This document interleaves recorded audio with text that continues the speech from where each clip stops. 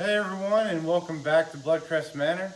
It has been a minute since we've been able to film. It's just been so hot. It's just the summer of 2022, and it is just oppressively hot everywhere you go. For example, today it's supposed to be, I believe, 96 outside, and we're about to do our best to get as much work as we can done in the morning. But I wanted to show you guys a little quick update as to what I found. I've been going to a bunch of yard sales and estate sales and thrift shops to get as much material and props as I can. And sometimes I find things that we just absolutely need. And this is one of them. I bought this shop vac yesterday for 10 bucks. And then I bought these two trash cans, this one right here and this big green mama back here in the back. I got those two for $15 yesterday. So all of this is going to be used right off the bat, and I'm very happy I found it. This came from a thrift store in town. And I just grabbed it up because it was really cheap. They had it a long time. No one wanted it, I guess, for obvious reasons. And I liked her because look at the little noodle arms. Woo! But the point is, you can no longer feel any pain. And very clearly, the bones are not broken. Broken? There's no bones left. And what's cool about this is it's a faceless doll. And with faceless dolls, that tells you they're Amish because Amish believe that, or even back in the day, like in the 1700s or maybe even before that. You don't quote me on the time period. But they believed that dolls with faces had the potential to be possessed. So all dolls were made primarily faceless. Even to this day, if you go to like an Amish vendor, if they're selling dolls, I would bet you almost anything that they don't have a face. But yeah, she's cool. Miss Sack Doll. Into the box she goes. Next. Once again, something else they said they've been trying to get rid of a long time, and they were just willing to price it really well for me. I just figured this right here looked really cool to the time period. It was a barn find. It still has some of the dirt dodger nest in it. This is going to go probably in the kitchen area, something like that, and I'm not going to do anything to it. It just looks so cool, and it was really cheap, so couldn't go wrong with that. Let me get it wrapped back up before I break it.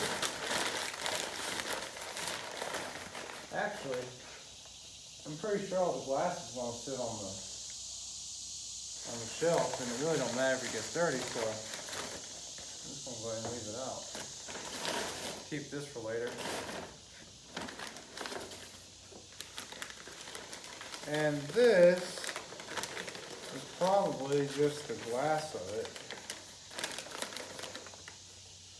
But once again, something that they said they just had for a long time and couldn't get rid of and was 50% off was these little old school candle holder lanterns. Oh, that was cool. And I got two of them. I got two of them for $8. So what I'm gonna end up doing is turning these into props inside the haunt. And when you come through and you check us out, some of these items you'll definitely see in there, and you'll be able to go, oh, that's interesting, as you're being jump scared beyond wit. But okay, so I'm gonna get all this put up, and we'll holler back at you in just a minute. A little quick insert here. I just wanted to touch on some spooky content and how dolls can be possessed. And that does not necessarily mean Annabelle level stuff, and which, you know what I mean by Annabelle. That's the most famous haunted doll in history. It is presently kept in the Ed and Lorraine Warren Museum, which you can go see it today. But I don't recommend you do anything to provoke it, because supposedly people have tried to provoke it and left and died for it. An example of this is a man that was a motorcyclist who went in provoked the doll to do something, and it did. And when he went on his motorcycle on the road home that day, he died. There's few other examples of that, but I'm not too versed in it myself. But it's interesting how dolls and other objects can be haunted and gain that energy from someone. If you're someone who believes in the paranormal, then you believe that people and other animals and living beings express energy. And that energy can leave stains on objects, much like wine on carpet.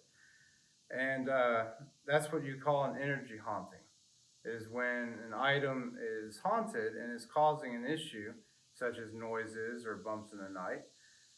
But in actuality, it's not actually a spirit or entity, it's just an energy that's stained it. In which this house that we have is also much like a doll in that sense, where I believe something has definitely stained it and made it more, what's the best word for it?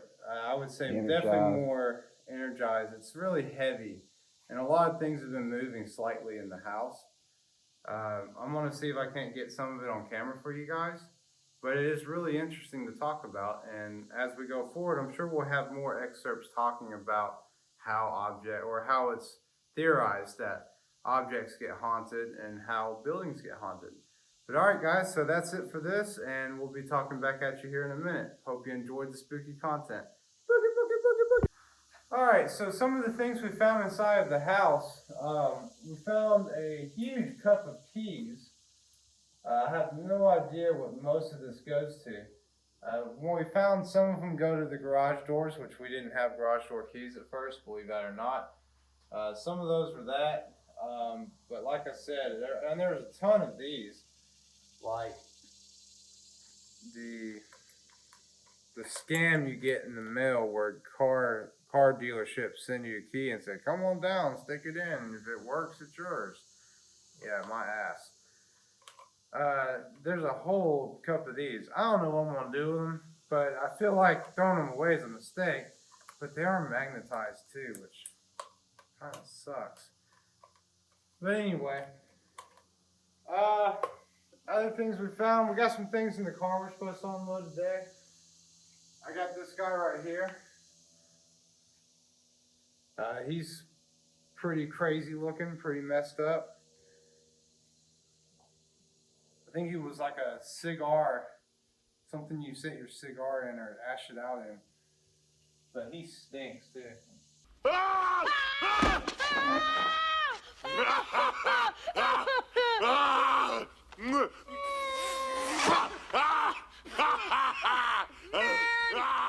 You smell like fizzette!